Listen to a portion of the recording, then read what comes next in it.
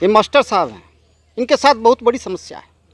इनकी पत्नी बेवफा होकर दूसरे के साथ फरार है। इनकी शादी के 17-18 साल हो चुके हैं। इनके 4 बच्चे भी। मामला 2019 से शुरू होता है। इनके घर में सेंटरिंग का काम चल रहा था। एक मजदूर सेंटरिंग का काम करने घर में आता है और इनकी पत्नी का उनके साथ अफेयर शुरू हो जाता है। फिर क्या, 2019 में ही एक दिन 5-6 दिनों के लिए इनकी पत्नी उसके साथ फरार हो जाती है। 5-6 दिन बाद इनकी पत्नी पुनः वापस घर आती है तो इनके साथ विवाद शुरू हो जाता है। इनके बीच, पति पत्नी के बीच विवाद शुरू हो जाता है। आखिर तुम गई कहाँ थी, वो विवाद चलने लगता है। लेकिन सेंटरिंग वाले मजदूर के साथ जो अफेयर शुरू हुआ वो ख़त्म नहीं हुआ, उसका सिलसिला जारी रहा। मोबाइल के जरिए उससे संपर्क जारी रहा। फिर 2020 में पुनः भाग गई उसके साथ। 2023 में उसके साथ कनेक्शन चलता रहा, वो फिर उसके साथ फरार हो जाती है। महिला उसके साथ फिर फरार हो जाती है और शिक्षक के द्वारा थाने में केस किया जाता है। और जिनके द्वारा महिला को भगाया गया, जिनके साथ वह भागी, पुलिस उसे पकड़ती भी है। वह जेल भी जाता है, 8-9 महीने जेल में रहता है। जेल से आने के बाद फिर वो महिला उसके साथ फरार हो जाती है। यूँ कहा जाए कि वो लड़का उसे लेके भाग जाता है। आइए हम जानते हैं कि पूरा मामला क्या है, फिर आपको हम बताएंगे कि शादी करना चाहिए या नहीं, सवाल का जवाब क्या होना चाहिए और उनके साथ क्या समस्या है। चलिए, आपका क्या नाम है? अनुराग भारती। घर कहाँ हुआ? गोटखरी। आप कहाँ पर आते हैं? प्राथमिक विद्यालय गोटखरी। यहीं गोटखरी? जी हाँ, गांव में ही। आपकी पत्नी क्या करती है? हाउस वाइफ थी। House wife. कब से ये घटना हुआ? ये घटना जब हम दूसरे मंजिल का सेटरिंग करने कर रहे 2019 में जब हम कर रहे थे, तो सेटरिंग मजदूर के रूप में रहीम आलम उर्फ राहुल, ग्राम मददपुर, और उसके पिता का नाम है शेख भिको, वो आया मेरे यहाँ और मजदूरी के क्रम में ही मेरे पत्नी से उसका अफेयर हो गया। यह मामला 1-2 वर्ष तक चलता रहा और इस बीच में जब हमको पूरा जानकारी हो गया तो हम छेड़खानी का केस थाना में किए, खरीक थाना में किए, अपहरण का भी, और अपहरण का भी किए थे। जब वो उसके साथ में 5-6 दिन के लिए वो चली गई थी, उसके बाद पुलिस के द्वारा ही हम ही को समझा बुझा के और पत्नी को भी बुला के उसको जो है परिवार में मिल के रहने की सलाह दी गई। क्योंकि पुलिस पहले से भी हमको पहचानती थी और हमको जानती थी पुलिस, तो हम ही को कहा कि मास्टर साहब, ये पारिवारिक मामला है और आप आपस में ही सुलझ के इसको ठीक करें। लेकिन वो रहीम आलम का जो है इसके साथ अफेयर चलता रहा। कभी बच्चे को माने कि डॉक्टर के साथ दिखाने के क्रम में भागलपुर में जाके कहीं होटल में जाके रुकती थी, शाम में 8-9 बजे रात तक आ जाती थी।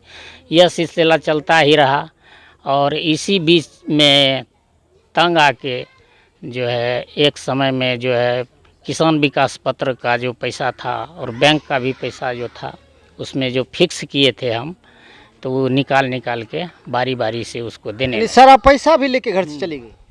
उसके पास, रहीम आलम के पास टोटल सहारा इंडिया का 4 पेपर जो 10-10 हज़ार रुपये का था, वो पासबुक और किसान विकास पत्र, ज़मीन का कागजात, ये इतना चीज़ उसके पास में रहता था।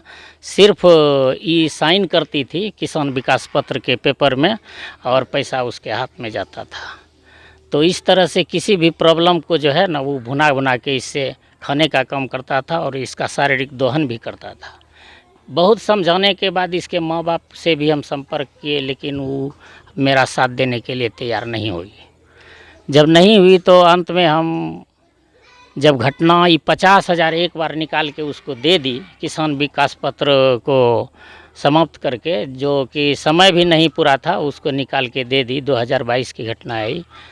तो हम केस किए थाना में केस करने के बाद रहीम आलम को पंकज बाबू के द्वारा, थाना प्रभारी पंकज बाबू के द्वारा उसको गिरफ्तार किया गया और जेल में डाल दिया गया। और यह घटना 2023 की है। जैसे ही नौगछिया तीनों कोर्ट में उसका बेल रिजेक्ट हुआ तो वो हाई कोर्ट में गया। हाईकोर्ट से वो बेल लेके बेल करा के वापस 6 तारीख को 6 जून 2023 को आया और हम 8 तारीख को आलोक सर जो हमारे स्कूल के पूर्व प्रधानाध्यापक थे, उसकी बेटी के शादी में हम अपने दोनों पुत्र के साथ भोज में शामिल होने के लिए गए। उसी रात ही मौका देखकर घर से उसके फिर साथ से उसके निकल। साथ फरार हो। हाँ, टोटल जो भी जेवरात था करीब 4 लाख का जेवरात होगा और 40,000 रुपया जो कुछ काम सीढ़ी उड़ी का था उसको बनाने के लिए दिए थे, वो लेके निकल गई। और मेरी जो बड़ी बच्ची है स्नेहिल, वो जब हम सुबह में आए, चूँकि मेरे पास तो गाड़ी था नहीं, इसलिए जब सुबह में आए तो हमको पता चला कि वो निकल गई। और अब बताइए, इस बेचारे शिक्षक की क्या गलती थी? क्या शादी करना इसकी गलती थी? इन्हें शादी नहीं करना चाहिए था, शादी करके इन्होंने गलती की, उस महिला के साथ शादी करके गलती की। 15 साल तक ये मास्टर साहब पति के रूप में बड़े अच्छे लगे। ऐसा क्या हो गया 15 साल बाद जो उसे 4 बच्चों को छोड़कर दूसरे के साथ भागना पड़ा? यही हाल है समाज का। मैंने आपके सामने 2 सवाल रखे, एक शादी करना चाहिए या नहीं करना चाहिए, दूसरा इनकी समस्या। अब आप लोग इस सवाल का जवाब दें कि शादी करना चाहिए, आखिर समाज में हो क्या रहा है? पति 10 साल 15 साल अच्छे लगते, उसके बाद अचानक क्या हो जाता है कि 4 बच्चे हो 3 बच्चे हो छोड़ के दूसरे के साथ भागना पड़ जाता है। ये हाल है समाज का। अब लोग शादी कैसे करें? लोगों को शादी करने में भी अब डर लगेगा, लोग शादी कैसे करें? दूसरी, इस मास्टर साहब के समस्या का निदान आखिर क्या होगा? इसके क्या नाम दिया जाए? इस घटना को क्या नाम दिया जाए? लव जिहाद का नाम दिया जाए। जिसके साथ इनकी पत्नी गई वो दूसरे कास्ट के लोग, मोहम्मडन मुसलमान युवक, क्या इसे लव जिहाद का नाम दिया जाए? आखिर इस समस्या का निदान क्या है? और इस समस्या को सुलझाने के लिए हमारे माननीय सरपंच साहब भी पंचायत स्तर से माने कि उसके माँ, बहन और बहनोई के द्वारा फैसला भी किए थे फरवरी माह में 2023 में ही, लेकिन उस सब को भी दरकिनार करते हुए और बच्चे को भी त्याग करके वो निकल गए। आपके 4 बच्चे जो हैं किस किस उम्र के हैं? पहली बड़ी बच्ची जो है 16 वर्ष की है, उसके बाद 2 वर्ष छोटी है 14 वर्ष की है जो वर्ग 8 में पढ़ रही है, और पहली बच्ची वर्ग 10 में पढ़ रही है। अब ये बताइए, जिसकी 2 बड़ी बड़ी बेटियां हो, जो जिसकी 2 साल 4 साल बाद शादी होगी, उस पर क्या प्रभाव पड़ेगा? और हमारे समाज पर ऐसी कलंकनी औरतों के चरित्र का क्या प्रभाव पड़ेगा? यह सोचने वाली बात है। आखिर ऐसा हो क्यों रहा है? देख रहे हैं आप, बिहार हो या पूरे देश में ऐसे बहुत सारे मामले आ रहे हैं। मैं उसकी चर्चा करना नहीं चाहूँगा, लेकिन इस बेचारे शिक्षक की क्या गलती थी? इसने शादी की, 10 साल 15 साल बहुत अच्छा लगा।